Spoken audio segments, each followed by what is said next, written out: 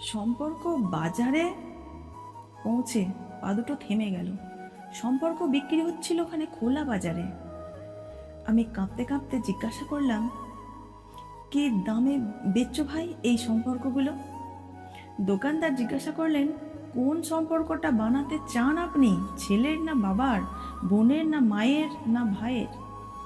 বলুন আপনি কোনটা চান, মানবতার না ভালোবাসার, মায়ার না বিশ্বাসের? কিছু তো বলুন, কোনটি নিতে চান? চুপচাপ দাঁড়িয়ে কেন? ঠিক ভেবে বলুন। ভয়ে ভয়ে বললাম, বন্ধুর। দোকানদার ভেজা চোখে বলল, দুনিয়াটাতে এই সম্পর্কেই টিকে আছে, তবে মাফ করবেন, এই সম্পর্কটা বিক্রির জন্য নয়, কারণ এর কোনো দাম দিতে পারবেন না যে।